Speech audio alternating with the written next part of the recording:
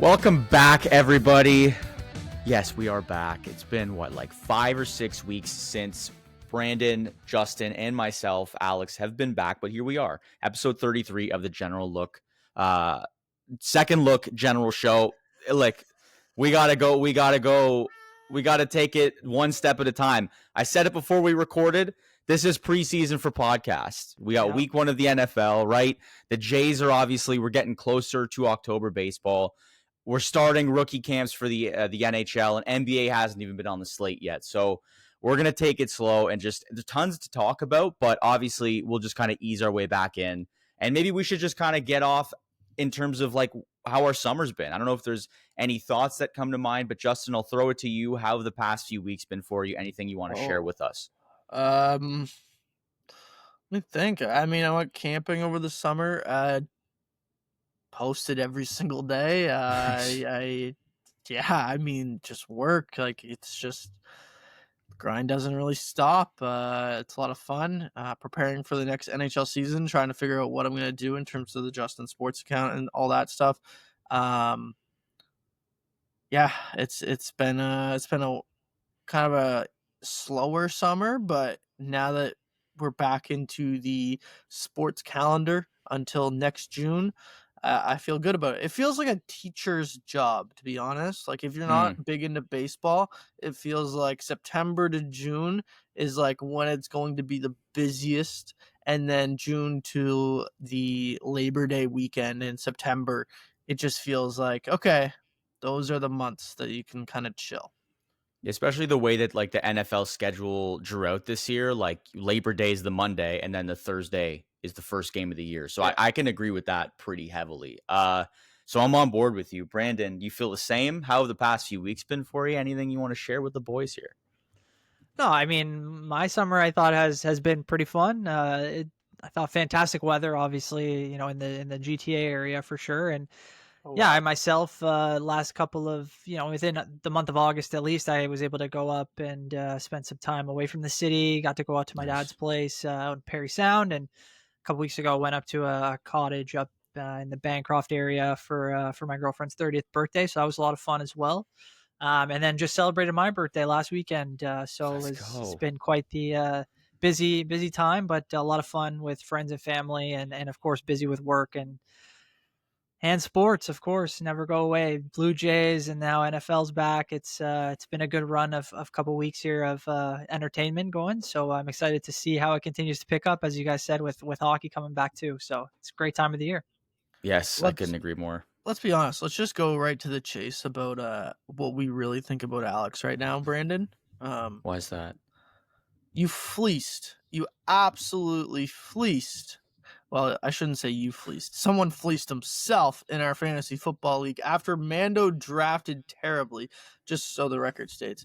Mando drafted terribly. He was probably going to have to donate his money to the pot with his team, but out of the grace of God, someone just gave him the trade of a lifetime in our fantasy football league, and now Mando might win the whole league. After 1 week. After 1 week. That's ridiculous.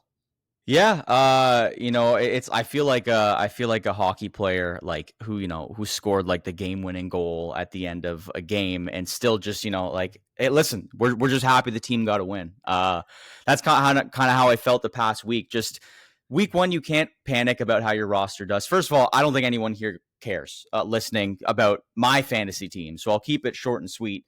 Picking 14th out of 14 teams is already, you're starting to step behind. I still personally felt like I drafted really well. Apparently I got roasted in a group chat that I wasn't aware of. So, it is what it is. Here we are. I still feel pretty confident in the way that things played out. Did lose to week 1 to Justin. Congratulations. Thank you. And yet here we are. We're all the way back. And I still feel like the haters will say if I do win this year, it's based off of a trade that I still feel like both parties got what they wanted. No, don't even. Don't even. Listen, it's true. It's true. It is what it is. And so if I win, I'm going to win graciously. And if I lose, I'm also going to lose graciously. And we're just going to keep it at that. That's insane. That's insane. I mean, I do think there is something to be said for the point that you didn't actually reach out and make that Yes, deal yourself. Yes. You that took is the opportunity and in my opinion, I mean, it's not outlandish. It's not crazy it is this outlandish. deal. No, I mean It is so outlandish. you're looking at two players, at least for me, two players that are, very good. You're looking at a third added for that Mando gets to take. But beyond that, like, you're not talking about Jamar Chase for some, a defense or a kicker. You're talking about, guys that things could go one way or the other depending on the way the season goes, and you can't really ever say it's over or that you know for a fact how things are going to go unless it's something completely out of the mill. But you're talking about, I think in some cases, we're talking about a number one or number two receiver, depending on the day. You're talking about a running back who's on a great team, but also features a team that, a player who we might talk about later who can run the ball as well as throw the ball. So, I mean, you're talking about a guy who may not be as featured in offense like that. It all depends on your perspective. And if Aiden in our league, if he views this as a win for him, I'm not going to sit here and tell him he's wrong, but I am happy for Mando. I think he did really well. Thank you. I just realized we're like 3 minutes into the talking about the fantasy fleece of the decade, and we didn't even say who it was. Breece Hall and Jameson Williams going to Mando, our great Mando, for Michael Pittman, who he drafted in the 7th round or 10th or 8th round. I don't remember what it was. Around there. Anyway, yeah, what a deal for you. What a deal. So here's what I'll say, though, just quickly to wrap it up. And thank you. When I did draft Pittman, it was late. It was a weird. And again, like, we won't get too into the weeds, but I remember drafting him at a point where I'm like, I'm really surprised that his ADP was ranked at it as it is. So I felt really good drafting that player. I'm thinking he didn't have a great year last year, but really, like, the Colts are obviously with Anthony Richardson last year. They didn't really find like a rhythm. So obviously he wasn't featured as much. He didn't get the looks. Is it Josh Downs too who's there, right? So like there's a couple of different options, right? And so I'm thinking, okay, maybe this will just end up being a steal in the sense of like him performing well. He had a great week 1 with Daniel Jones. Again, I don't know if that's in our topic of discussion, but obviously that's a big part of his success week 1. And maybe, Brandon, you're right. I think there is a way to look at this more diplomatically, but ultimately we'll see week 2, week 3. We'll see how the season goes. But I wasn't going to say anything until the deal went through because I wasn't going to sway people either way to veto or pass the vote. I felt very confident in my outcome. And that's what I'll say to wrap that part of the summer recap up, because this is still fresh in my mind. Yeah, I mean, right now is the time to talk about it, considering it went through. So you should be. But I feel good. You should be celebrating. Yeah. The thing is, if you proposed it, it's definitely vetoable. But the sense that you did not propose the deal, I think. Yeah. I think it's a big component. But I think people might have let it go through, even if Mando had proposed it, just because if Aiden accepted it, I think people look at everyone in this league as they, for the most part, know their stuff, and some more than others. But that doesn't mean that they're not capable of making their own decisions. And if they think that that would be a win for them, regardless of who proposed, I think sometimes you got to let it play out and let people do their own thing. And we have no idea how this is going to all work out. So I am rooting for Mando, although I do want to beat all you guys. And I just want to see how things play out. Maybe we'll be making some trades ourselves in the next couple of weeks. So that could be a fun segment, or not even segment, but just negotiating mid pod could be interesting if you find deals are relevant to us. I mean, I'll give you something for Breece Hall right now. We're not doing that. We're not doing that. I will say though, you're right about that. Is that this league is full of people we all went to school with, and so everyone should kind of have an idea of what they're doing. Aiden, big football guy. He made some great points on his side, and I was like, listen, if he's in, he's in. Like, I feel bad if someone makes a trade and then immediately regrets that trade when people start roasting them in a group chat. He doubled down, and honestly, that's good. I'm glad that he felt confident about his side. And man, it could go either way, and that's the way I'll say it. Aiden's my guy. I do like the guy. I'm glad. He's my man. He's a great guy. Absolutely. I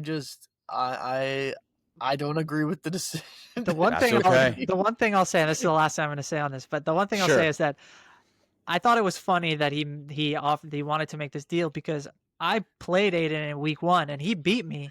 So like I was like, okay, like he's got a pretty good team. I'm like, I was confused as to why he decided to go ahead and make such drastic changes so fast. But exactly, and he just traded away his like second best running back, and now he's got Javonte Williams that he's gonna rely on for the rest of the year after having one good game. That to me is just crazy. You know what? Aiden could be Howie Roseman. And why I say that is because you have Saquon Barkley and you bring in Tank Bigsby for reasons that we're all like, why? Like, why do the Eagles need to? Maybe he really needs Michael Pittman, and maybe they win the Super Bowl this year. And if Aiden wins, we need to delete this podcast from the rotation, apparently. So, hey, listen, there's a lot of opportunity here for both sides. Yeah, man. But obviously talking fantasy football, we'll get into the real football. We had a lot of stuff to talk about. You've probably heard a lot of different podcasts, a lot of different opinions on week 1 already, but we just have some structure that we thought we'd throw at you and our opinions of how week 1 went. And I think the best way to start is we each came to the table with a team or player that we were really excited to watch and happy to watch in week 1 and were impressed by, as well as one team or player that we were disappointed in. And then as a third option, we actually selected players that or teams that were disappointed in their performance, but aren't worried about their trajectory for the remainder of the season. So we can start there in terms of teams or players that we were, or team of player that we were impressed with. Maybe we start in that direction. I went to you first, Justin. Why don't I throw to you, Brandon, to kick off this part? We'll kind of go round table. Yeah, I mean, for me, it's funny. As I kind of sat and looked and thought about kind of everything that happened in week 1, there was a team and a player in particular that I just kept jumping out to me and saying, this seems like different. This isn't maybe at least what I think the world is expecting, but also what I think could be something for the future and something very interesting that I'm going to be keeping my eye on. And that was Justin Fields and the New York Jets performance in week 1. Albeit in a loss to the Pittsburgh Steelers, a great game that went down to the wire, of course.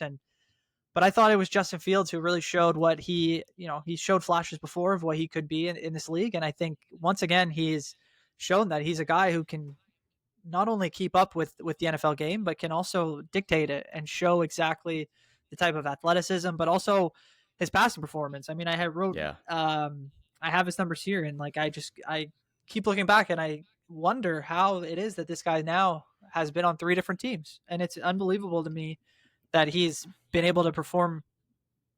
I have him on my list too. Do you want me to read you the passing attempts that he had? I have it here. He was 16 of 22 for 218 yards passing. Yeah. He had a touchdown, no picks. He took 1 sack, which that's going to happen.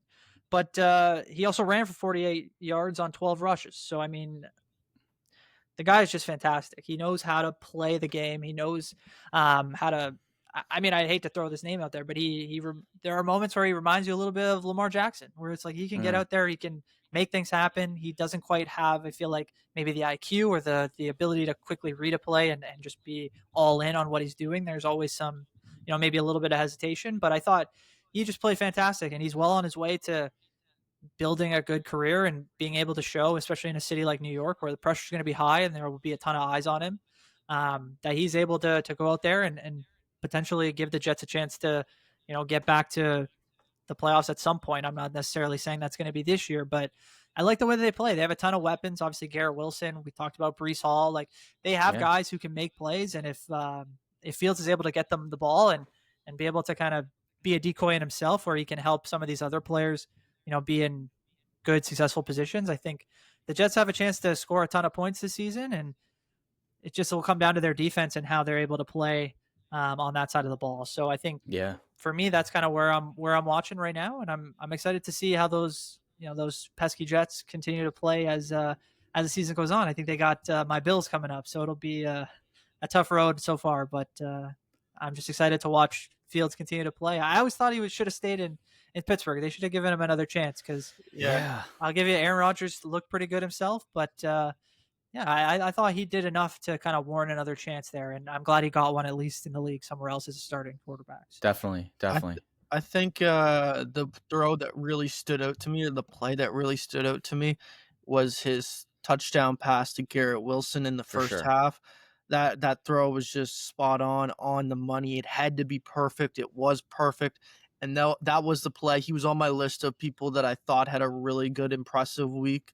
Even though, albeit like you said, the loss, I thought Justin Fields showed signs. And credit to Aaron Glenn too, like Yeah. head coaching debut. Um, he obviously knows what he played into what Justin Fields' strengths are. He kind of unlocked more of a passing game, I feel like, than what we've seen in the past with Justin Fields. So it was very impressive all around, and I think it's a solid building block to build off of. We'll see if it continues, but yeah, week 1 performance, definitely Justin Fields was in the conversation. For me, man, I felt like I could go in two ways here. I could go with the quarterback that played the opposite of Justin Fields on Sunday, which was Aaron Rodgers, but I had to go with Justin Herbert. Justin Mhm. Herbert played phenomenal against the Kansas City Chiefs on last Friday night. Um, this was a game this whole season is like a big season for Justin Herbert. It feels like it was going to have to be, and he stepped up to the plate in week 1, and he delivered. Like, there is a reason why a lot of people think this guy is a top 5, top 10 at worst quarterback in the NFL. It's because of what you saw last Friday night. Like I said, went 25 for 34 in the air, 318 yards, 3 touchdown passes, was spreading the ball around to everyone. It felt like he had trust in his receivers. He built chemistry with a couple of receivers, more so Lad McConkey again. But Keenan Allen coming back, Mr. Reliable, Mr. Third Down. It just felt like a natural fit once again, that natural trust, I would say, between Allen and Herbert. Herbert just looks so comfortable calling the game, and looks so comfortable reading the defense and making decisions quickly. Something that Herbert, I guess, hasn't really had a lot of time. And honestly, going into this game, I didn't expect him to have a lot of time with Slater going down Yeah. before the season. That's a massive loss. And then moving Joe Alt to the other side of the offensive line, and then having, I think is it a rookie that came in? I'm not 100% sure who came in to fill Joe Alt's spot um, on the left tackle side, I think it's left tackle that he plays, or left guard. I Mhm. can't Yeah, left tackle. Yeah, so massive props to everyone, but especially Justin Herbert. I was super impressed with. Yeah, I as a Chargers fan, like watching that game, like the biggest sign of having a guy, I think, as a quarterback and as a fan of that team is when he's playing, you just feel comfortable. Like you're not scared watching every offensive snap. And Yeah. I've always felt that way. But there was something about his demeanor and his performance on Friday night, especially against the Chiefs, who they haven't beaten. He hasn't beaten in Brazil, of all places. And I say that to say it's week 1. You're already not comfortable with the fact that you're not playing at home. You're not even playing on like American soil, which is probably pretty important. You're already out of sorts, and he just commanded the game. Like you said, he spread the ball around. Somehow Quentin Johnston was making catches, ended up with 2 touchdowns. That's probably more of a culture thing that Jim Harbaugh's has brought. But I think the defining play, you touched on the defining play for Justin Fields. For Justin Herbert, a bunch of Justins obviously having great weeks. You're going to have to come up with a big performance here and the next rest of this podcast, Justin, to kind of replicate your fellow namesake. That third down play to obviously end the game at the end, just under 2 minutes, where there wasn't a lot of, like, he had a bit of time in the pocket. He didn't see what he liked, and he made the run for whatever, 19, 20 yards. Yes. Yeah. And was like, that was such an opportunity where Yeah. the Chargers have lost that game every year, 2 or 3 times a year. And I've been on that side where I'm like, man, like you can't let these kind of games go, especially if you're up by a few points, 1-score games. You can't give Patrick Mahomes the ball back, even if no one on the offense is playing other than an older Travis Kelce.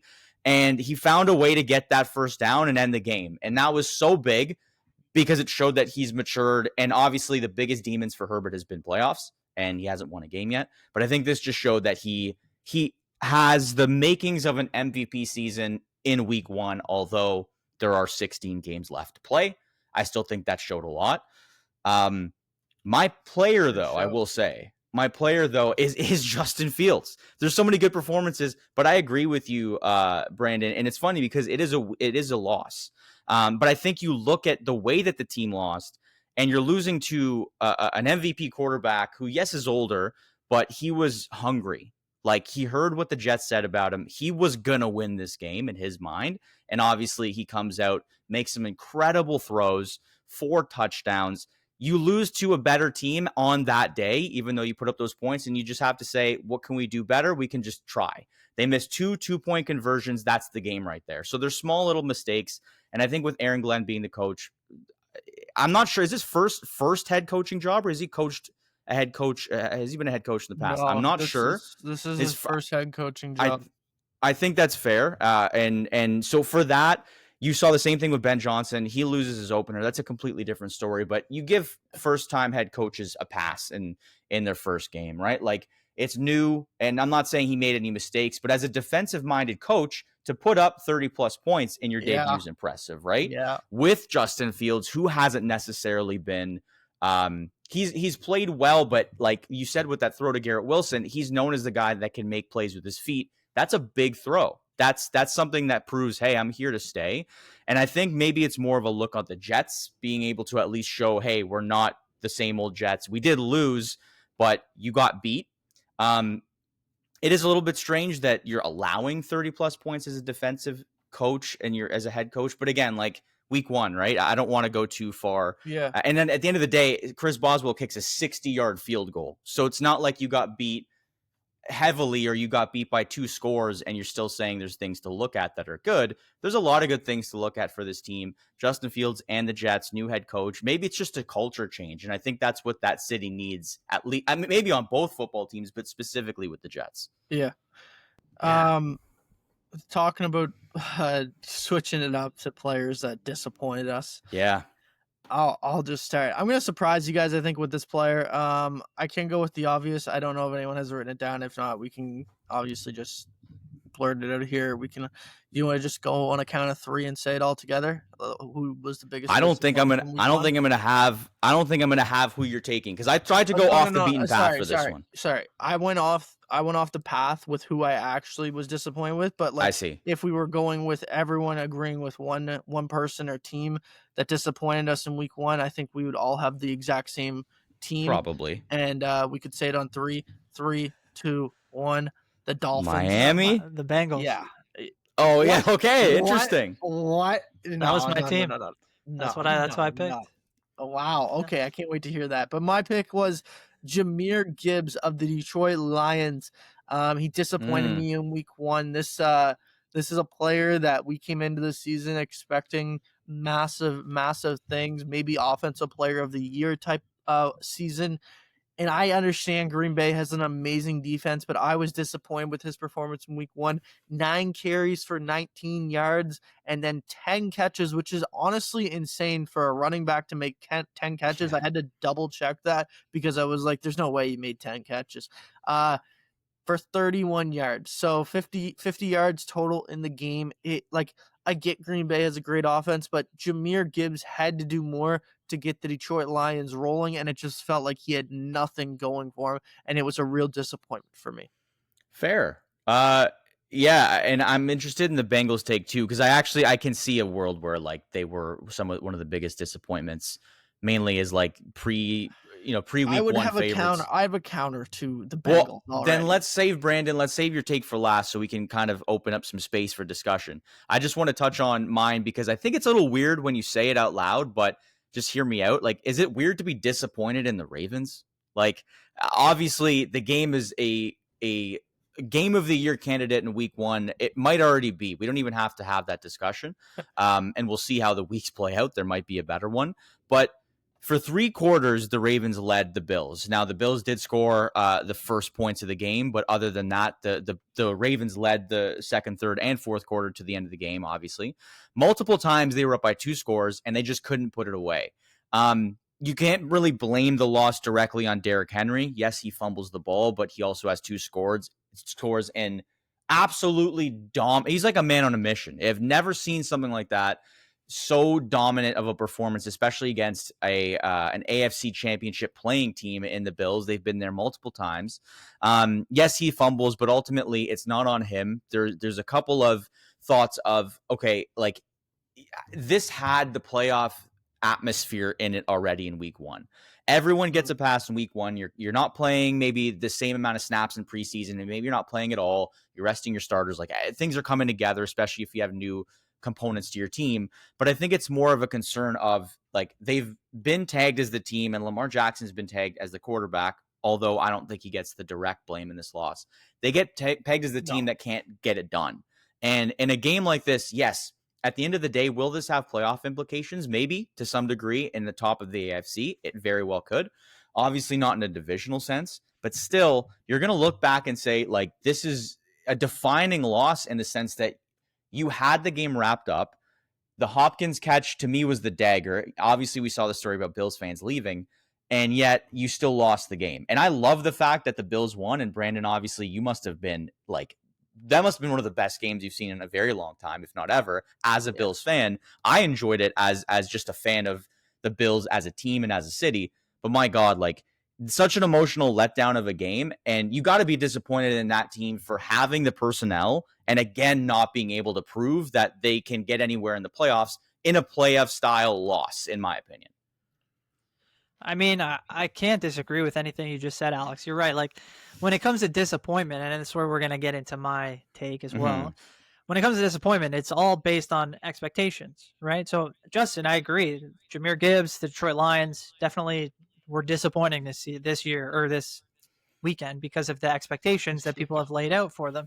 Maybe this year, maybe we might get there. So, I mean, keep that in the back of your head. And that's where expectations change, and what becomes disappointing one year may not be the next. But for me, with the Bengals, it's very similar to what Alex laid out. The expectations for the Bengals were that they were going to fix their issues in terms of starting slow. And I know they did win the game, but if you look at, the way that game played out, it wasn't that the Bengals were that much better than the Browns. They kind of survived. A Browns team that's always going to be kind of rough and tumble and is going to give you their best, but in the end are just not talented enough to go toe to toe with a team like Cincinnati. So when you look at Joe Burrow, I think it was like 113 yards passing. Jamar Chase was second on the team in receiving yards. Like something was clearly off. And going forward, I know Cleveland has a great defense, and you might see the Bengals start to pick it up. But to me, the way that we've talked about them all summer about getting back to their groove and being a team that has started slow in the past and is looking to get off to a quick start, it didn't feel like they really hit their mark at all. I feel like they, if anything, set themselves up for disappointment again this week, because it's going to be tough every week to try to get wins. And if you can't find your momentum, if you can't put things together from week to week, you're probably going to get left in the dust, and I know in the past they've been able to find their groove and kind of get going, but they're one team that we're going to have to watch. And when you're in a division with teams like Baltimore and Pittsburgh, it's not going to be as easy as maybe if you were in the AFC East and you're going against the Jets and the Dolphins and the Patriots. So it's going to be interesting to watch the Bengals. But for me, like I said, seeing that game play out, seeing the score, the way it finished, regardless of the result, I was just disappointed in the way that the Bengals came out and started their season. So yeah, I could see that. So here's the thing. The Bengals notoriously start slow. They have underneath Zach Taylor every single year.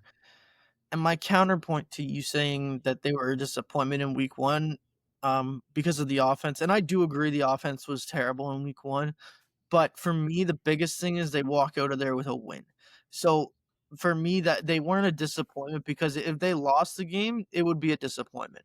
Since they won the game, we all know that Cincinnati, by the time September is out of the window and we're into October, this team is rolling. This is when this team actually starts playing football. So if you can avoid like losing these types of games, this is massive, because if not, then you're going to end up in a situation last year where you're trying to play great football like they did at the end of the season, but it's not enough to make the playoffs. Getting a win early like here against Cleveland, a division opponent, which is always going to be harder than any other out of conference or out of division opponent, like it's a big win in my opinion, because like even though they started off slow, they still somehow found a way to win. And I think that's the silver lining for the Cincinnati Bengals, because if they can find a way to win no matter how they're playing, they are a dangerous, dangerous team going forward. Yeah. I think the only argument, I'm kind of on both sides, but it is the Browns. Now, it is a divisional week, so I get that because that is important. But I don't think anyone's really thinking the Browns are going to make any noise this year. So if I'm salivating if I'm Joe Burrow. Their defense is really good. The Browns' defense is really, really good. Like that's on a defense. Like you have Denzel Ward, you have Myles Garrett, and you have Mason Graham, who they drafted 5th overall. Yes. Like it is a good defense. Like they have some studs that on the defensive side of the ball. The offensive side of the ball, obviously, we don't expect much there. Yeah. No, I think I don't disagree with what you're saying, Justin. I do agree. Like it's still a huge win for them. That's like you said, if anything, that's the only silver lining is that they somehow were able to come out of that game with a win.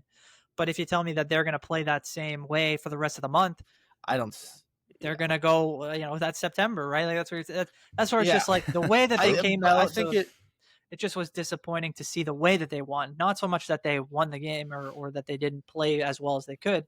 It was just, after all the noise and everything around them as a potential, playoff favorite, Joe Burrow, maybe an MVP level player this year, like to come out and against, with the opportunity to show that you're a great offense, against a great defense. It just felt like they weren't able to kind of get that part done. That's where, like I said, it's the way that the game kind of went and the way that they weren't able to be at their best when, you look at, a number of other teams came out and took care of business the same way people would have expected Cincinnati to do so. And it just didn't happen. So I agree. Big win, but I think there's still definitely, ways to grow in it. And like I said, it's all based on expectations. So looking at their schedule, they have some tough games. They got Jacksonville this weekend, I think, right? Yeah, they got Jacksonville, and then they play Minnesota, and then they play Denver, then they play the Lions. Defense. Those are some strong defenses. Then they play the Packers, and they play the for them Steelers. To get going, right? Like they don't have another easy schedule game in terms of comparing Bengals to another team until they play the Jets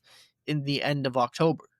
You can say week 2. I think you can say week 2 against... After week 2. Okay, fair. You're okay. You're good. 2 until the end of October. That this is when you're going to end. I would...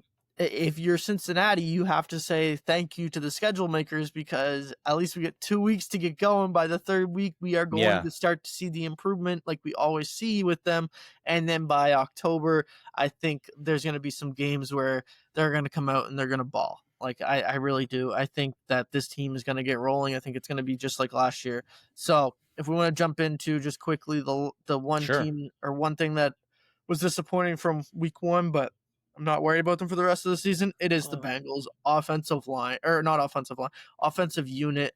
And that includes Joe Burrow, Jamar Chase, Chase Brown, and T. Higgins. I'm not worried about any one of those 4 guys getting going for the rest of the year. It was a down week in week 1, but I still think they're going to have all very productive seasons, and I still think Joe Burrow is going to be a front runner for MVP when it's all said and done.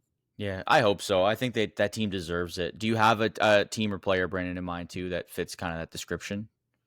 Yeah, I mean, for me, I was going to say the Kansas City Chiefs, mostly the team. Just I think, not to say that people thought it's not so much about the way that they lost to the Chargers, but I think it's also has to do with the fact that they have a tough matchup this weekend too against the Philadelphia Eagles, and I wouldn't necessarily pick them to win that game. So I think coming out, if they do end up being 0-2 to start the season, I think you're going to have a lot of people saying, is this Chiefs team done? What's going to happen going forward? Are they going to win the division?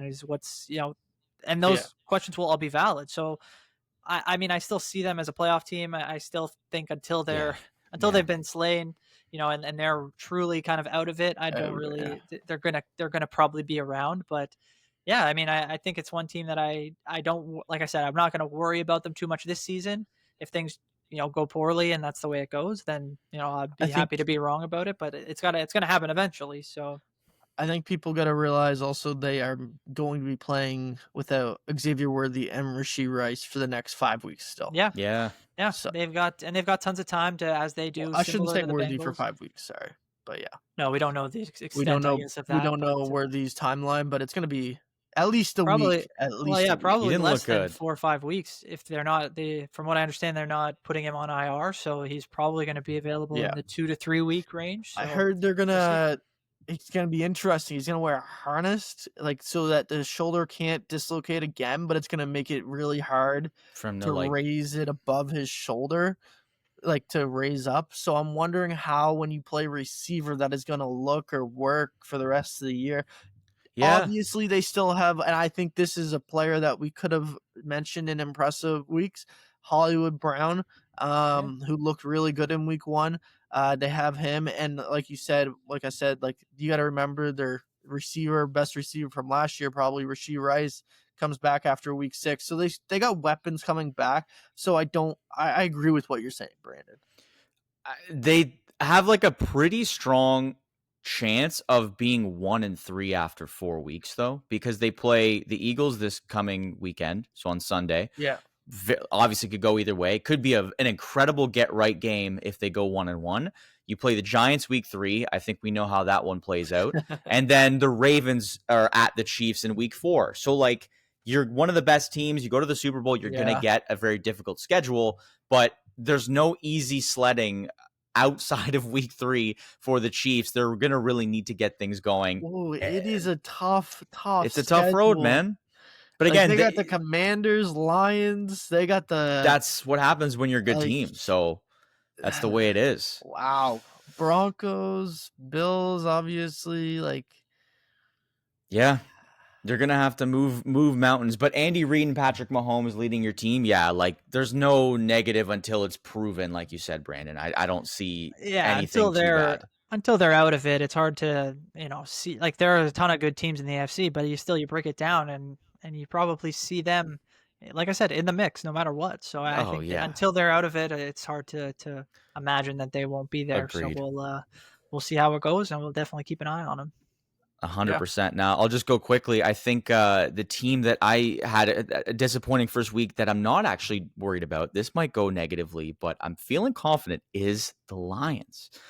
Now, they do have a new OC in DC, so I think that's the biggest takeaway, and everyone's aware of that, right? You lose Ben Johnson, you lose Aaron Glenn. We talked about, in a way, a little bit about both of them, more on the Jet side with Glenn, but you lose those huge pieces of the team. You still have the heart of the team there, and you still have probably the best, if not top 3 stacked offensive roster, and Jared Goff at the helm. And I add Jared Goff because I'm saying he's not the best quarterback in the league, but if he is playing at his best, he could be top 10 if he's playing at the top of his game.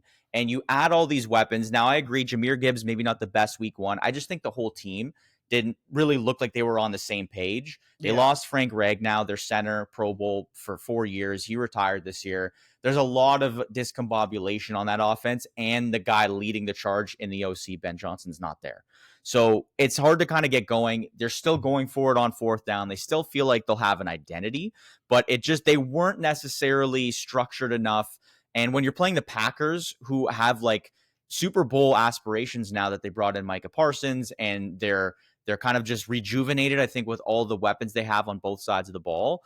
I think that plays into the fact that they look bad, did the Lions week 1, and it's only a matter of time before they bounce back. I don't see them necessarily vying for number 1 in the NFC this year like they did last year and having that incredible season. I just don't think that I'm buying the hype that they're going to be out of the playoffs or maybe wild card, but I just can't see that this is how they play out the rest of their season. So I'm excited to continue watching them in the next few weeks. Yeah, I agree. Yeah, and I think the main point, I think you made it at the beginning, is that when you have for me at least, there's 3 areas where if you're starting brand new, you should expect a bit of time to kind of get things going, and that's obviously a new head coach, a new coordinator. In this case, it's 2 of them, which makes it even more difficult, and then a new quarterback. I think we would all agree like that can sometimes take time as well. So I think in the case of the Lions, I think I would be on the same wavelength as you, Alex. I'm not too worried about them until I start to really see them slide, and then we start to see them, having to do, make miracles in order to get to the playoffs, or if they end up missing the playoffs this season, I think it will be a disappointment, not just for the organization, but I'm sure most fans around the league thought the Lions would be, still on their way up. So they'll be a team to watch, and I think they're going to be still an interesting team to watch play every week. So it's going to be Big fun. Time. Agreed. And I think we can wrap up the NFL. There'll be plenty of opportunities to talk football in the coming weeks. We'll probably have a lot of things to discuss as we kind of move forward back into podcast season. I'll just say Justin. this. If a certain team loses to a certain team this weekend, there will be some pretty hostile stuff said on the podcast next week. Who we got this weekend? Who the Patriots playing? That's what I think. That's my thought. They got. I thought the Bills play the Jets this week. Am I wrong? Yes, so they do. Maybe, So who? I'm trying to see. I got Patriots Dolphins. My God! Absolutely, it would be very fair to go off if they lose to Miami. Yeah. If they lose to Miami, there will be some words said next week. I'll tell you that. Talk about a tale of two coaches. And just in terms of stature, you got Mike Vrabel and Mike McDaniel, right? And I don't dislike either coach. Hilarious. But imagine they had to line up against each other on the line of scrimmage. We might be pressing murder charges. Man, did you guys see what Rex Ryan said? Yeah. Yeah, I said something. He was just roasting McDaniel or something, right? It's like McGenius down there in Miami or something like that, and then he said nerd boy or something like that. He's just going off at him. He doesn't like him. Clearly, yeah. It's high tide time. He's been waiting, man. He's been waiting to go at him. I like McDaniel. It's hard to like those it's hard to like his personality when you're losing, and he's quirky and he's got all these sayings. The team doesn't seem together, so I don't know. We'll see. We'll see how that situation plays out. Yeah, they might be in trouble. But we'll move over to baseball. We had some topics in terms of the Blue Jays and talking about how the past few weeks have gone. They have gone 20-19 in their past 39 games. So obviously, it hasn't necessarily gone the way that Toronto fans have hoped. No. Now it's sputtering in the playoffs. I guess. That's true, I guess, because of last night. Yeah, this was last night. So prior to last night, so they're 500. That's actually where I wanted to start, was last night. And I know this is the hot topic, and I don't necessarily like to play into the narrative too much. But are we comfortable going into the playoffs as Jays fans if Jeff Hoffman is going to be continuing to be put out there in the ninth inning? No. The Jays. Okay, here's what the Jays should have done if they were really, really going for it this year. And if we're really being honest, if they're committed to Bo Bichette, which obviously they aren't, because if they were, they would have traded away one of their prospect shortstops at the trade deadline. Because if you were comfortable with Bo Bichette walking or staying at the end of the year and signing him to a long-term extension, we probably see one of the shortstop prospects get moved for a top reliever like a Johan Duran that's balling out in Philadelphia right now. That would be massive in the Blue Jays rotation. But instead, I don't think they feel comfortable with Bo Bichette staying, and they think they're going to lose him at the end of the year. So they had to hold on to the top prospects, if that makes sense to you guys. And obviously keeping Trey Savage, I don't think they were going to trade him in the first place. I don't think that was going to happen. But trading Armin Yamal, that one, just if Bo Bichette was going to leave or stay, he was gone, in my personal opinion. But if Bo Bichette's going, that's why I don't think they moved him. So to go back to the original question about Jeff Hoffman, now we're in this situation where Jeff Hoffman is the closer. He's your best closer. And he's just not good enough to close in these high leverage situations. Now, if it's a 2-run, 3-run game, do I mind throwing Jeff Hoffman in the game to close out the game? No, not at all. I think I would be okay with it. Sorry. Yes. Yeah. Sorry. I said. Yeah. Okay. You had me for. I'm like, I get what you're saying. Yes. Okay. I'm I have no problem. That's with why Jeff I Hoffman laughed. in the game. If it's a tie situation or a tie game going down the stretch, I don't want to see Jeff Hoffman in the game, because we've seen too much this season where he's proven that it might be too much for. I don't know what the exact answer is, because it feels like it's too much for him, because when he gets into a run or a game with a 2-run situation or 3-run situation, he can hold it, or he can give up 1 run and win the game. But when it's in a high leverage situation, it just seems like he just doesn't have the stuff. It just feels like it's too big of a moment for him. And yeah, I don't like the Blue Jays' chances in the playoffs if the best thing we're going to roll out there is Jeff Hoffman every single time when the game's on the line. Yeah, no, I mean, I definitely Yeah. agree with that part. Like, Yeah. I think the problem was, and I know you're going back to the trade deadline, and now we're in a whole other scenario than they were at that time. So I can understand now it's a bit different, but I think you're right. And the problem was that they didn't get enough bullpen help in order to really truly be a World Series contender, in my opinion. I think the Sir Anthony Dominguez addition was a great idea. He's good, very reliable reliever. But I think the issue was that they had Jeff Hoffman as, he's going to be our closer. And I think the fear was, sure, Justin, I think maybe they didn't want to give up certain prospects, and maybe Bo Bichette or other, contract issues are a part of that. But I think the main thing was that they chose not to spend on a high powered reliever. Duran is a great example. Obviously, we know what happened with Clase, but he was apparently an option at some point. Yeah. But in the end, that's the kind of guy you needed, a guy who could come in and be a legit closer, who you come in with a 1-run game or you're in a tie game situation, and you know that a runner is not going to cross that plate no matter what. Because when you get to the playoffs, you start giving up runs late in games like that, and that's going to lead to losses that could have been avoided. And unfortunately 100%. For Jeff Hoffman, it's just been too much this season. He leads the majors in home runs given up by relievers. He's been one of the most used pitchers off the, out of the bullpen in all of baseball last month. So, I mean, from what I see and what I've heard, his velocity's down a bit. So yeah, there's just many angles to this where, he clearly just couldn't handle the load that he was going to have to get this year in terms of the regular season. And now who knows what that could look like in the playoffs. And yeah, there just aren't enough quality guys that can take into that kind of situation and be successful. So, I mean, whether it's Dominguez himself, they don't really have another option in a 9th or 10th inning situation. So, I mean, you kind of got to ride with what you got. And it's just too bad that guys like Jimmy Garcia and Nick Sandlin haven't been available that much this season in order to help some of these bigger guys, keep their innings down and give them the best chance to be strong in the playoffs. So I have no idea what this is going to look like and turn into, but for the Jays, they just got to be crossing their fingers and hoping everything can work out there, because right now it's their biggest issue for sure.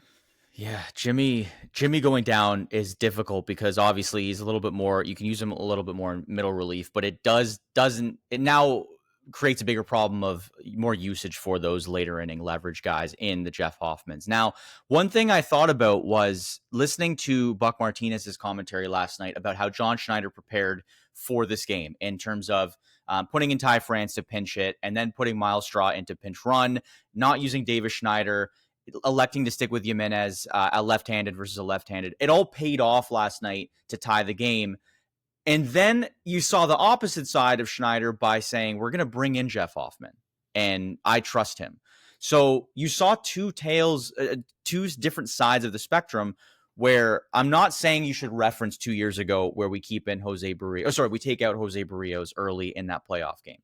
But in Schneider's post press conference, he had said, I feel like I'm repeating myself like a broken record. It was only one bad pitch. And I'm thinking, okay, but you realize that's so contradictory to say that I keep repeating myself because I have to. It's because this keeps happening. And in the playoffs, it only takes one pitch. But you won't know that because you've never won a playoff game. So I was getting really frustrated watching those comments. And it's not on the coach, because at the end of the day, I understand you have to play with the personnel that you have.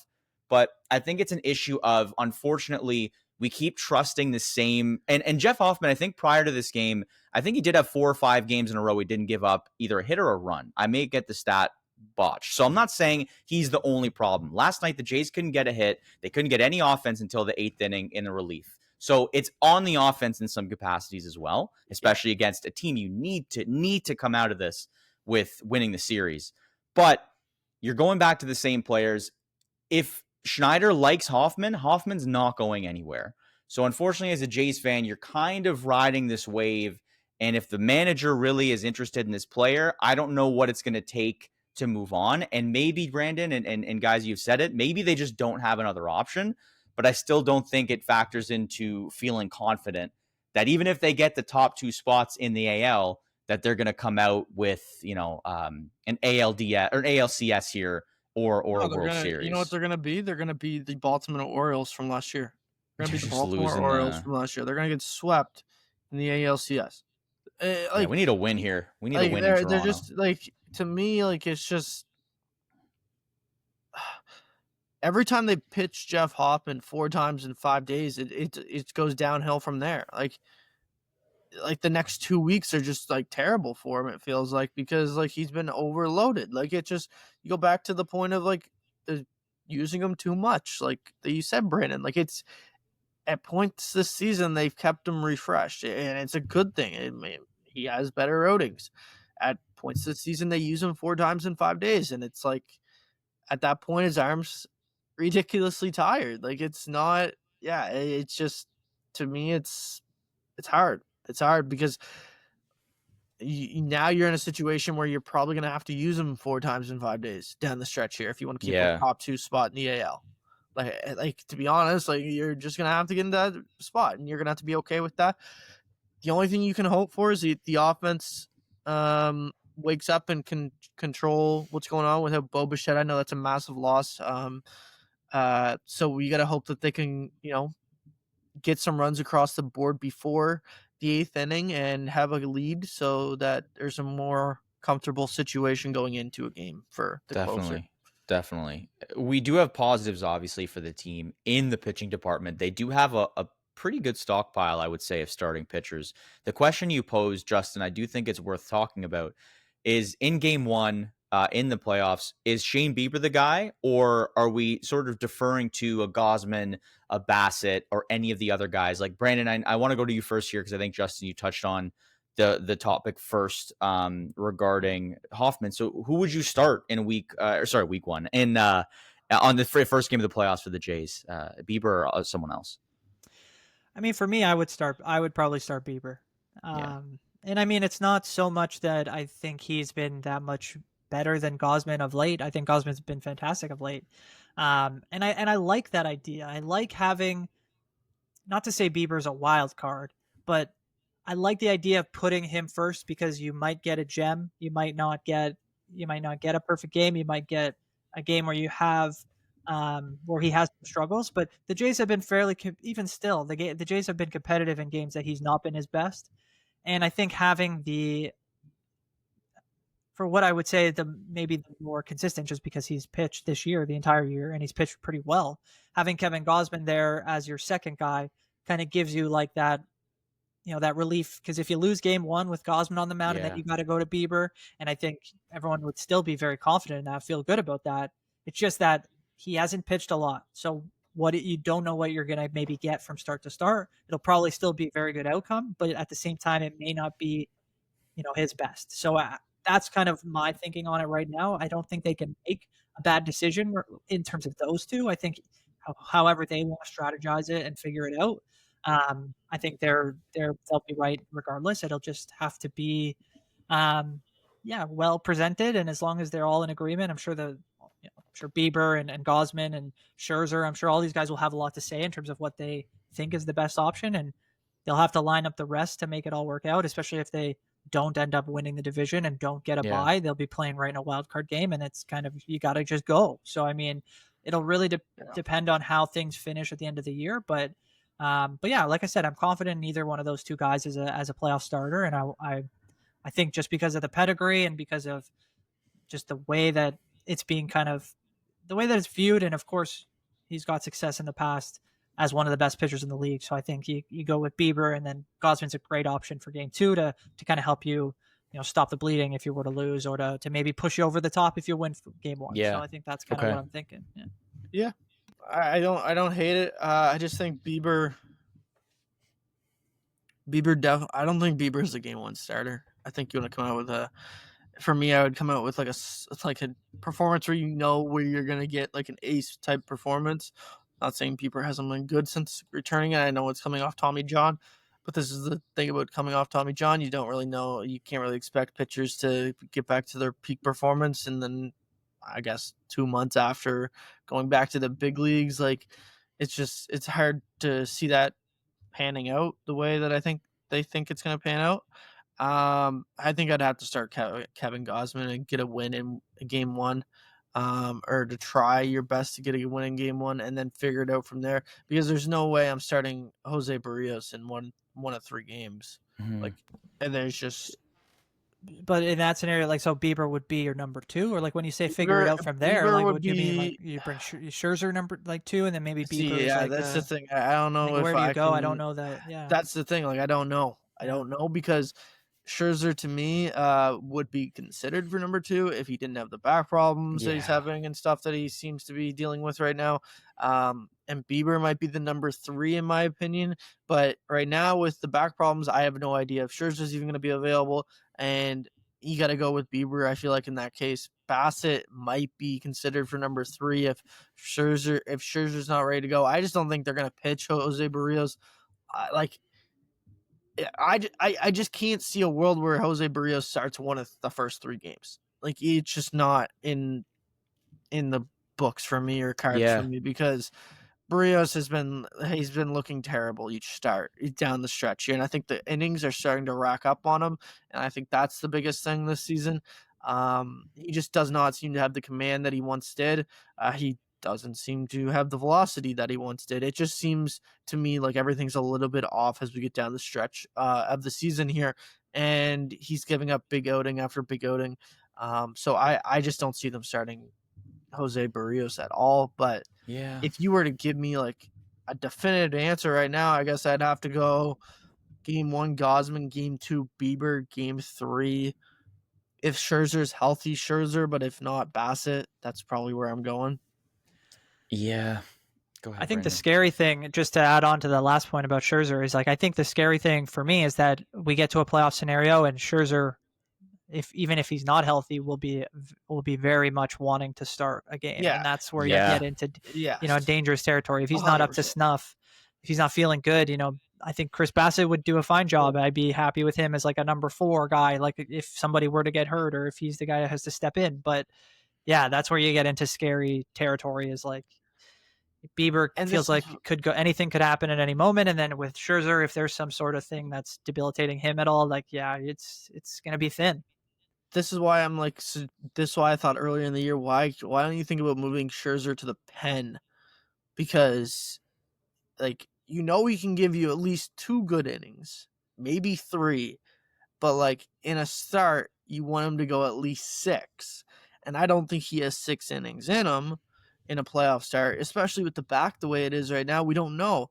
So that's why I was just like, I know it's disrespectful to say like, hey, Max Scherzer, you're going to go pitch out of the pen. But like, if you can give me 3 innings of solid, like top notch stuff with your best stuff, I'd much rather that than a start where you're just going to tail off and like we're going to have to use the bullpen. You can Like, probably no. go so many ways. I'm like hearing both arguments and hearing all the discussion. I'm thinking of so many different scenarios because I'm not a huge fan of putting Scherzer in as one of the first 3 starters. But then say you do for game 3 and he doesn't feel great or he gets, he feels back tightness after 3. You have Barrios in the chamber that can do 4 innings, maybe, right?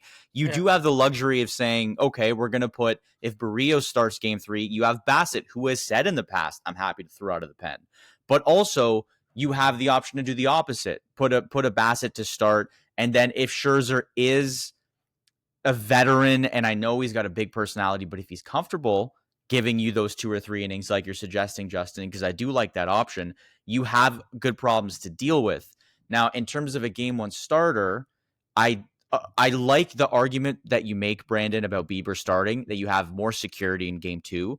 I do think that because the Jays have been so unsuccessful in playoff wins, and the morale of the team the stink might not be fully off that team, where if you lose your first game, do we know if they're going to be able to battle back? Like, I think you need to win game 1. I think they can battle back. Well, it's more like of a like, we haven't been able to win a game in like 5 years in the playoffs, like as a team. Yeah. What are we going to be able to do? Now, obviously, you're in bigger trouble if Gausman can't get the win in game 1. It's not like it's an automatic, but he's pitched well enough that I think he deserves the game 1. And imagine winning that game, and then you go, okay, we can win with anybody in a sense. Like, we can put together a lineup to sweep, whether it's the wild card, whether it's the the DS right off the bat, like whatever it is, we have a chance now that we won game one. So I think game one is so important for the team who hasn't won a playoff game in a number of years that I would be a little bit more concerned if they lose game one. Yes, you have Gosman, but now you're playing from behind and the morale's not quite there. So, but I think it's a good problem to have, as a great takeaway at least. Yeah. Well, I think too, like, I mean, we might be all in agreement, but like, I would say that hypothetically, if you get the best of Bieber and the best of Gosman, I think all of us would take Bieber, right? Like, I mean, so that's, I think, where I think that's fair. I think that's maybe where, like, and I imagine that the management, that's what they're going to be hoping for. That's what they're going to be planning for. So it's just that as for people like us who obviously can look at it with a different perspective and kind of objectively say, well, one might give you more than the other because you don't know. I don't think they're going to have that kind of hesitation to kind of say, we're putting out our best guy and he's going to give us our best. And I think that's kind of the way that they're going to look at it. But absolutely great points. Like, I don't think, as I said, you can go wrong with either guy because they've just been, both Gosman has been, very good, and especially lately. And Bieber's been really good since he came out and has had flashes of that incredible, Cy Young ability that he's had. So I think it's just a matter of, how are they viewing the situation and what does it look like when we get down to the wire? And they still will both have a couple starts to prove one way or the other. So, yeah, I'm excited. I'm pumped. The football hasn't taken away the fact that there's big games ahead for the Jays. There's divisional matchups with the Yankees and Red Sox this weekend. Like, there's a lot on the line. Maybe just quickly, before we move on to hockey, with the Red Sox and Yankees playing each other this weekend, do you guys think it's more beneficial for one of the teams to just run away with the series and sweep? Or do you want them to just split? They gotta, it's one, I think, one of them has to win 2 and one has to win 1 for it to be better for the Blue Jays. If we're just talking about what's better for the Blue Jays, that's the best case scenario. I don't know. Yeah, statistically, I don't think it would be a bad thing necessarily if, like, the Red Sox swept the Yankees. Yes. I'd be more worried if the Yankees swept the Red Sox because they're just, I think we would agree, they're probably the better team in general. Yeah. And, the Red Sox, while they've had a ton of momentum this season and have, they've got a ton of young players that have come up and helped in the league. They've got fantastic pitching too, and it's just a matter of, like, which team do you think has the better chance to really challenge for the division? And for me, it's the Yankees, I guess. I guess either team, all three of these teams, like, it feels like now you put them in a blender. They've all got their own issues. They've all got they're just like none walks away from the other. That's what it feels like. Yeah. Yeah, I think I'd rather the Red Sox just sweep. Like, I wouldn't mind one team being not fully out of it, but having to only worry about one team rather than two chasing you. But I get the statistics. Obviously, it's better if both teams are you're ahead of both teams. I just think that none of these teams are going to go away. So you might as well try and eliminate one and focus on one thing at a time rather than having two teams breathing down your neck. But yeah, and in the end, the Jays got to take care of business too, because in the end, it's not like they're 4 or 5 games up anymore. They're 2 and 3 on most days. So it's like, one series can completely change what the division looks like. So it's huge. It's crazy. Are we going to switch to hockey? Yeah, I think it's time. Time. Are we starting with Kirill? Well, I think it's the most surprising topic, personally. So I'll throw this out there. Sure. It's on Twitter at the moment. So there's a report. I'm not going to say like we can 100% confirm it because this is coming from a Russian journalist. Alexei Shevchenko, who is considered to be a legit source in Russia in terms of hockey, has reported, and now it's starting to leak its way into Minnesota Wild reporters, that the Minnesota Wild have asked Kirill Kaprizov for a trade list. He has a no-move clause, a full no-move clause, so request of a trade list would be simply to say, which teams would you consider going to, if any? If that is true, we have our answer to whether or not the Minnesota Wild were up their offer to Kirill Kaprizov after he reportedly declined 8 years, $128 million, $16 million a season, both the highest in NHL history. We have the answer if this is true, because it tells me they're not willing to go any higher than $16 million. After saying all summer long, no one will pay him more money than we will. That is something that they are on the record saying. Their owner, the general manager, they were both on the record saying there's going to be no one that can offer Kirill Kaprizov any more money. Obviously, they said term because that no one can offer more term. It's just a dumb thing to say because that's obvious. But the money part, did you guys listen to 32 Thoughts yet? Or the first 10 minutes at least? This most recent one? Yeah. No. I don't think so.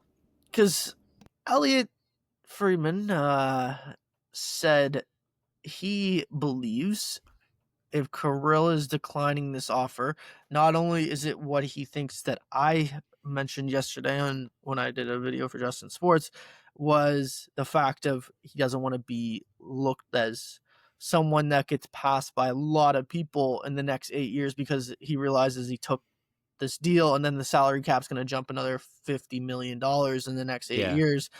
It's going to look pretty bad for him. He thinks there's a team not tampering, but sending smoke signals that another team might be willing to give him $19 to $20 million per season. Yeah. Yeah. Is that team like the Sharks? Is it like I think it's a lot of a lot of teams have a lot of cap space going into next year. You're jumping another $9 million in cap.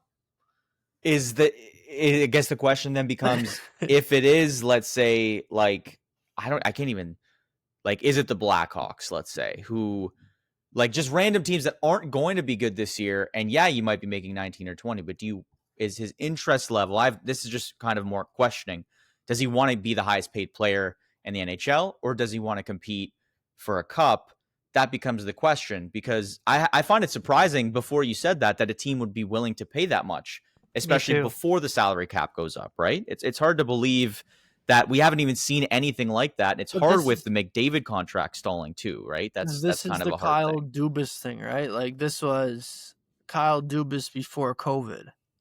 Like, it's like we're gonna pay these because, like, the more I think about it and like the more I talk to more people like Christian on the hockey show, it's like this was the Kyle Dubas thinking back before COVID happened, was pay these what looked at, like, at the time, if everything would have went the way it was going, bigger contract, bigger AAVs, but in the long term it looks like a bargain because by the time the salary cap would have went up, like if COVID wouldn't have stunted everything, True. Marner, William Nylander, the Austin Matthews contract, they would have not looked as big and they would have looked like bargains by the time we got to those kind of the time to re-up those contracts. And honestly, Kyle Dubas might be the general manager of the Toronto Maple Leafs today if COVID doesn't happen and like the salary cap keeps on going the way that it was going to go. So now we're at a point where you're going to have this type of contract talk, I think, in the NHL, where it's not going to just be, we're going to beat Leon Draisaitl by $1 million. Like, if we're going to sign long term, you got to give us like $17 to $18 million because who knows where the cap is going, right? Like, you know what I mean? Like, it's true, but I mean, whoever that GM is who is willing to do that deal, he's about to never be offered another trade again by any other GM in the league because he's about to make their jobs much more difficult. The minute you offer a player $4 or $5 more million than any other player in the league, every negotiation you're about to have with any free agent is about to get much more difficult in terms of comparables, especially if you're going to be looking at, hypothetically, in my opinion, whoever signs first, whether it's McDavid or Kaprizov, I mean, if you ask me, I think it's more beneficial for Kaprizov if he signs before McDavid. 100%. But as soon as McDavid signs, every contract in the league will be compared to that, and especially top players. I disagree. That's a good point. I just want to say one thing. That's a good point because McDavid obviously doesn't need to be said, deserves the most amount of money in the league, but he's made it very clear that that might not be necessarily the reason he's going to sign anywhere. He wants to win, and you can't sign for Exactly. $20 million Yes, this is if you want to exactly win. this is my thing. Like, I don't like. I think this is gonna shock people, and it might be a hot take, but when Connor McDavid signs his contract, if he signs first or if he signs second, to compare to Kirill Kaprizov or even say a Cale Makar, if Connor McDavid waits out till the end of the next season, I don't think Connor McDavid's contract is going to be the highest in the league at No, all. absolutely I not. don't. It will be if he's the first one to sign, but I don't think after he signs, Kirill Kaprizov's contract comes in below Connor McDavid. I think Connor McDavid's contract is totally different. Now, if he goes, now this is obviously if he stays in Edmonton. If he doesn't stay at Edmonton, I think that there's a higher chance that he gets paid more, like an Definitely. $18 to $19 million contract. I think if he stays in Edmonton, it's a $16 million contract. I really do. At the most, I can even see him taking less than that because you can't have it both ways. And like, you just simply can't. You can't say, I want $20 million and you want to say we need to be competitive every Yeah, of single course. season. So Yeah. I don't see a world where I understand the logic you're saying, Brandon, with like McDavid's the best player in the world. Like whatever he's making should set the contract maximum for the next like 2 years, considering that's what it was. Like it was like 4 years or 6 years, wasn't it? Like, or 5 years, somewhere in that range, where no one had a higher AAV than Connor McDavid did. I don't think that's the case this time around, especially if he wants to win in Edmonton. Yeah, and I don't necessarily mean that he's going to set the bar and nobody will pass that. I just mean it gives general managers the leverage to say that a player like that, if McDavid comes in at 16 and Kaprizov saying at a similar term that he wants now, he still wants 17, 18, he can still ask for that and a team can still give him that. But I think the Wild, it doesn't make sense, and it doesn't make sense as a fraternity of GMs who will try to slowly build up with the cap. If any of these GMs go crazy and start handing out these wild contracts just because they have the money, like I said, the league themselves, the GMs, that's not their goal. Their goal is to use this extra cap money to improve their team as best they can, not necessarily to just pay their stars. So I think that's where you'll see a little bit of divide, and whether or not there are GMs that are willing to pay, one or two of their players, a crazy amount of money. I think we will get to that point. We're going to get to the NBA model, the NFL model, Yeah. where you have guys with a huge range in terms of their contracts. But I just think right now, in the kind of the starting blocks that we are, I'd I'd I'd be surprised if, even if it goes till next year, that Kaprizov signs a deal that has an AAV over 17 million. Like 17, I'd be like, okay, you're I still think, within 3 million of what the guy is now. I think Draisaitl makes what, 14. yeah, So 14. it's like, even that to me is a huge raise in terms of just setting the market for the league. And just because, a player this year or last year could have been making 18, 19 million just because of the cap and the way it's set up.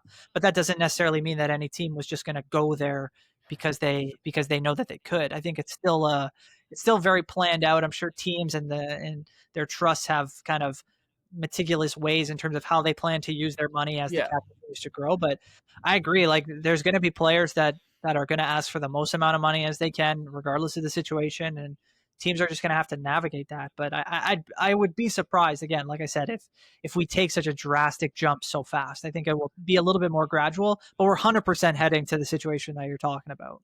I don't know, because here's the difference to me though, and why I think it's going to take a massive jump. Like I explained it. It took 8 years from McDavid's contract in 2017 to now to jump $20 million in terms of the salary cap. In the next 2 years, we're projected to go another $18 million in just 2 years. So I think you're going to see massive jumps in terms of salary and guys beating other guys in terms of like signing for AAVs. Like I wouldn't be shocked if Cale Makar comes in at the highest AAV next summer at $19 million a year, something like that. Like, it just wouldn't shock me if we're in that price range by the time next summer comes around for an extension that's in 2027, when the maximum that you're going to be able to pay someone is $22.7 million by the projections. Like, to me, like, we're going to keep on rising. We're going to keep to a point. Like, the one Kirill Kaprizov, like, I just think, and like it was talked about on 32 Thoughts, I just think with a lot of players that you don't want to sign for a deal that in 8 years looks like a bargain of a deal, or makes you look dumb for leaving like $60 million on the table. You know what I mean? Because that could happen. You know what I mean? Yeah. Well, then I wouldn't tell anybody in this year or even next year to sign for more than 2 years, like at a time. Yeah. Just continue if the league is, if that's the way that the projections are, and I believe that I know the cap is going to go up drastically, but if they truly believe that player salaries are going to change that drastically so fast, and I wouldn't be telling any player to sign for more than 2 years at a time, because you're going to give your team the best chance to win at that time based on the cap and the Yeah. salary, and you still have the option to earn more later and potentially more than anyone else if you're able to gradually move up with the cap instead of locking yourself in at any spot. Because even $20 million, if it's going to be so big in 10 years, if the cap's going to be over 150 million or something, like, yeah, the guys could be making more than that. And so what's the point in doing a long-term deal now anyway? It's going to just, the fact that McDavid hasn't signed yet, I think has really stalled a lot of people's perceptions, GM's perceptions of what their stars looking forward are going to sign for. Kaprizov is a winger. He's not a center. And to get paid as a winger more than the number one player in the NHL is going to look really awkward. There's so many nuances to this, plus the fact that the Wild are still probably like, okay, we finally got off the Parise Suter deals a year ago, and now we don't want to have to deal with that all over again with not a player of the same caliber. He's in his prime, Kirill Kaprizov is, but we're going to have this problem again with this guy who, again, a winger. Parise is a winger. Obviously, Suter's a defenseman. But that being said, like, you don't want to have to deal with that. And it's not necessarily the case for Kaprizov, but he plays the game like Ovechkin, and Ovechkin's a unicorn, and he hasn't gotten injured. But who's to say the same thing doesn't happen to Kaprizov? We've already seen him go through injuries. He has been injured. So next year is going to be really interesting. You have, like, we'll probably talk about this later in the year, but there's big name UFAs next year that are really going to set the market, especially with the increase. The Wild, unfortunately, are now in this position where, is it more of a situation he doesn't want to take 8 years, or I guess because of the last year you can take 8. But yeah, Brandon, does he want to take 3 or 2 and just get a couple of years? And will the Wild want to do that? Probably not. It's a lot more awkward to reject the biggest offer you've ever seen, but there's a lot of understanding, I think, as to why Kaprizov is stalling his negotiations. I think from Kaprizov's side, it makes sense. Like, I would not be, and I understand saying $128 million you're set up for life, and you just push the envelope back and say no. Like, that's like crazy to think about, right? But like, from Kaprizov's side, like, in full honesty, like, I would have to say no, considering where we are going. Like, I think what would get it done is like 8 by 17.5. If 8 by 17.5 was offered, I think that gets it done. I do. And I think that's a large number, and I don't think people are going to process that the way that, like, Draisaitl's making $17 or $14 million a season right now, but like, those numbers are going to be totally irrelevant in like 3 to 4 years. Like, the numbers that we're looking at now in terms of what Draisaitl, Marner, Rantanen, all these guys signed for, it's going to be irrelevant. You're not going to be looking at those comparables because the salary cap is just not in that same breath anymore. It's not going up by the same increase. Like, it's going up by $9 million a season compared to what, $2 million a season or $1 million a season. Like, it's not the same. So I think it's just totally different. And the last thing I have to say about this is, man, oh man, and the same thing goes, the same thing has to be said. It's hard to turn down a lot of money when it's in your face, but does Mikko Rantanen and Mitch Marner look not the best right now? For their deals, you're saying? For their deals. Because you just signed an 8-year extension worth $12 million a year. And in 8 years, they might be the 10th highest paid player on their team. Yeah. That's a reality. Where we're going in the NHL, that's a reality. So I don't think 10th, but your point, I get it. Like 10th is crazy. I don't think 10th is out of this world. Where we're going, like I don't think 10th is out of this world. There's not enough money to pay 10 guys more than Mitch Marner in how many years? But if the salary 8, if we're at the end of his next deal, and there's 10 players it on his team in the league, obviously. Well, in the league, there's probably going to be 50 players paid more. I don't think you're understanding how much money there actually is available to teams. There's not going to be that many players on each team.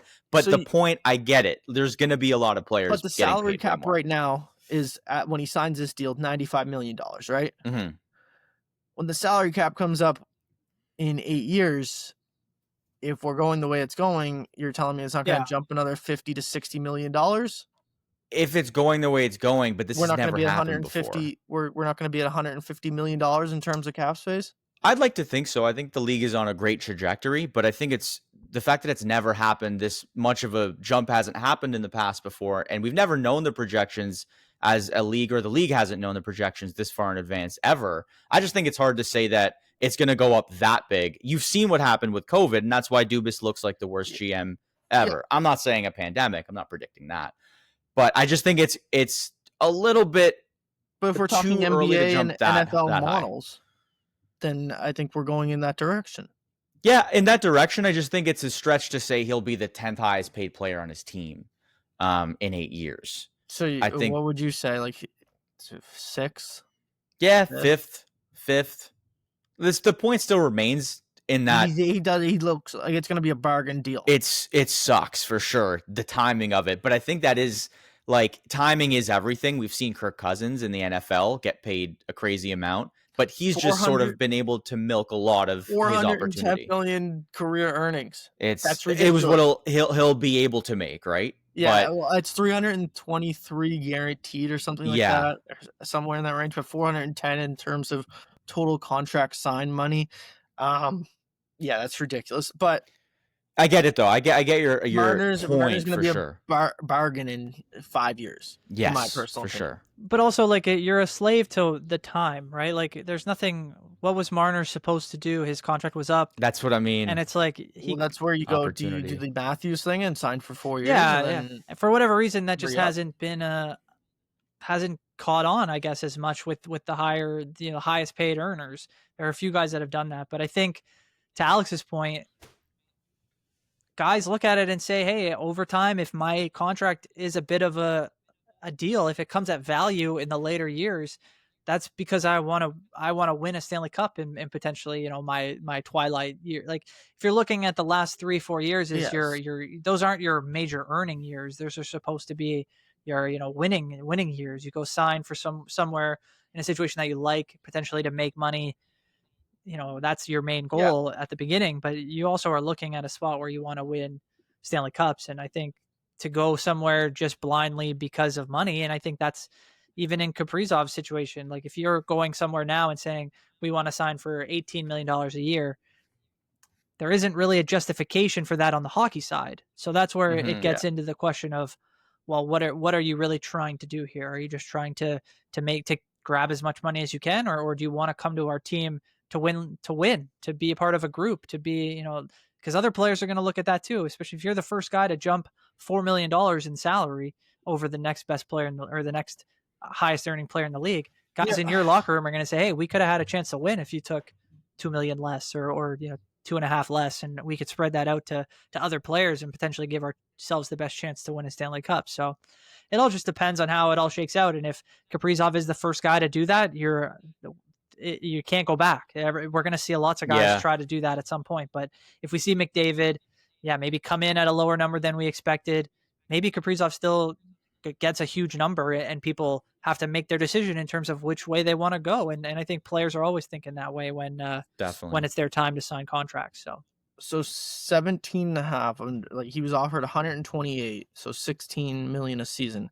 17.5 would get him to 140 million in total for 8 years. It's a ton of money.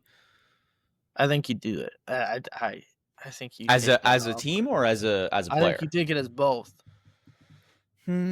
Yeah, like as a player, with where we're going, I can't see why the team would say no. yeah, I mean, as a Where we're player, I'm taking 16, like for sure. You're the highest for paid 8 player. years. I just, I mean, like it's so hard as someone who's obviously not in the NHL because for me, like $100,000 I'm signing. Like what, like the disparity between incomes are different. So it's hard if you're thinking like an NHLer. I just think, especially with injury history, you're giving me 16 millions, the highest amount in the NHL for 8 years. I don't know if you bet on yourself this year, you don't take a contract, you get injured, then you try and sign 8 years. Even with the cap rising, you're probably not getting that offer again. So I just think there's a lot of risk. And even though you're not going to be the highest paid player, you have the chance to be the best player in Minnesota Wild history and the opportunity to still be the highest paid player at some point in the league. And I just think you have to take that opportunity. You pull them out of mediocrity, sort of thing. It's like the NFL and NBA. It's like we were talking about. One player re-ups one week and then the highest paid, and the next week someone else is the highest paid player in NHL history. That's what's literally going to happen over the next like 5 to 10 years. Big Like time.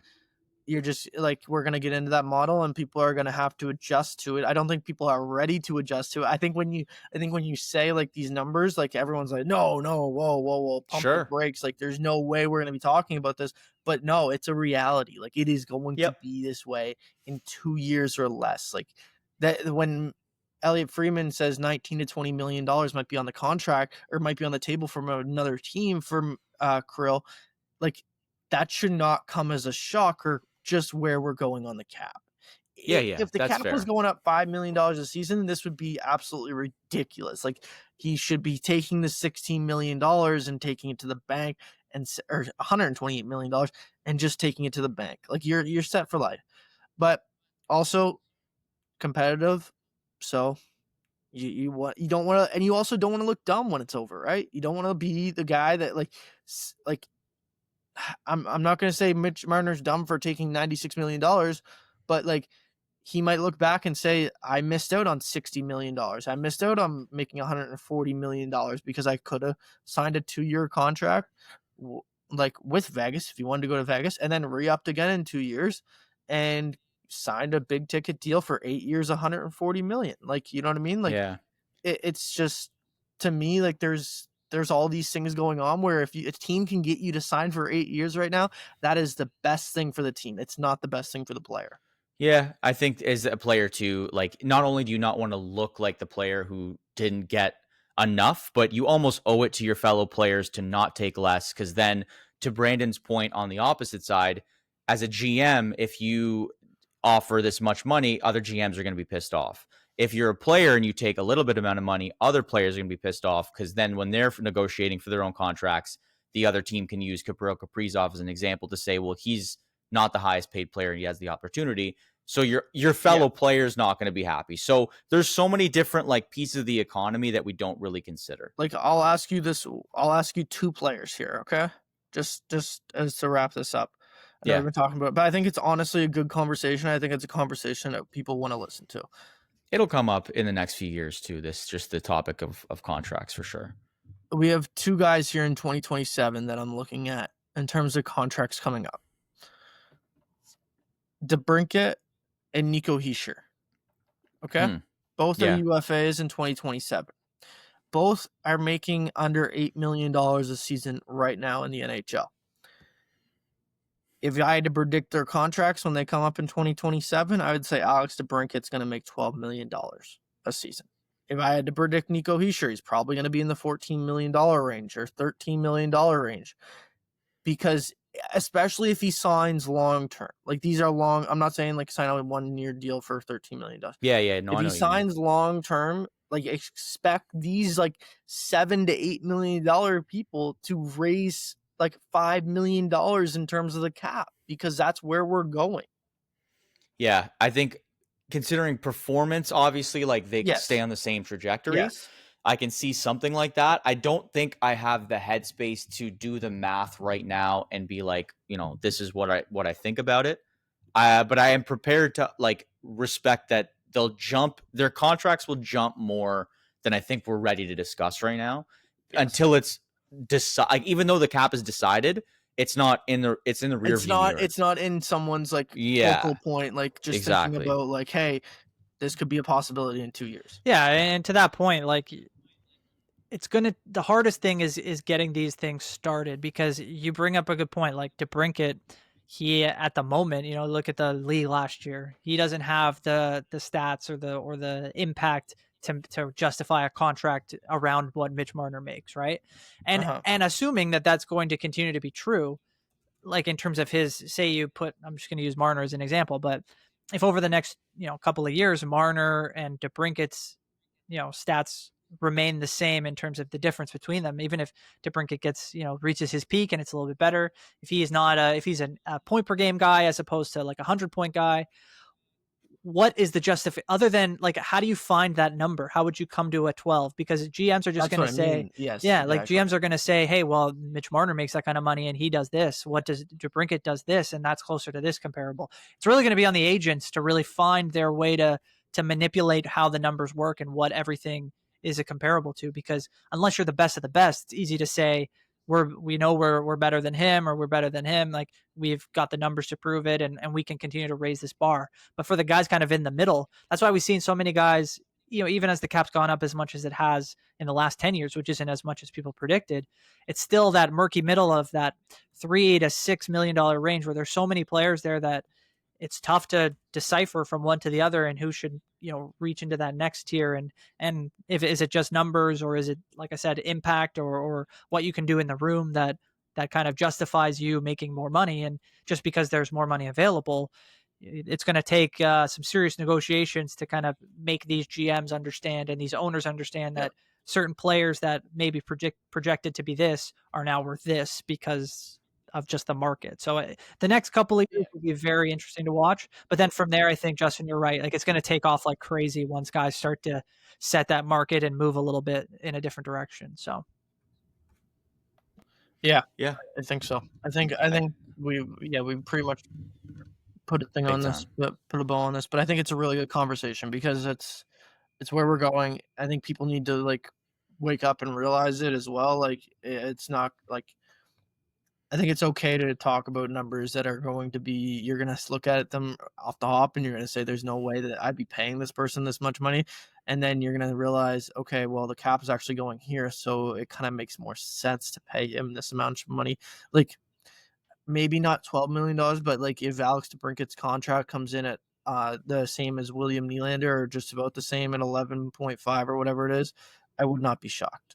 That number to me, like, I'm just like processing like where we're going. It just would not shock me. I don't know if we want to continue. I know we've gone for an hour and a half and like all good conversation today. It feels like, I know we joked at the beginning of the podcast that we were in preseason form. It feels like we're actually cooking. We're cooking right now. But yeah, if you guys want to talk about Crosby or Luke Hughes and Jack Hughes, like, I'm down. But if not, we can save it. I think there's still so much that we can talk about to save. So, like, I'm good. I think we want to save those takes for probably next week because nothing's really going to change. And if they do, we'll be able to jump on it. Yeah. So I think I'm fine to we'll save those, come with a little bit more, because I think we'll end up having a conversations like one we just had. I want to save that juice. Yeah. No, it was really good. I agree. Just wild situations already developing in the NHL. I think the NHL is set up for a big year, and we're going to see if it actually delivers on a lot of different fronts. You got the Olympics, you have this CBA, new CBA coming into place. You got the salary cap rising like crazy. You have massive UFAs and Kirill Kaprizov and Connor McDavid at the end of the year. You have Quinn Hughes' situation that's 2 years away that we're already talking about. There's so much going on in the NHL. It feels like sports are so back. You know what? The one sport that isn't back, though? The NBA. It just feels like that sport has been dead for the last month. Yeah. Except for the Kawhi thing. I mean, yeah, that thing. The Clippers, the whole Clippers controversy. Yeah. I guess Ben Simmons got dropped in terms of his agent. Yeah, that's not really news, though. No, like, you're right. He's not even He's not even in the NBA right now.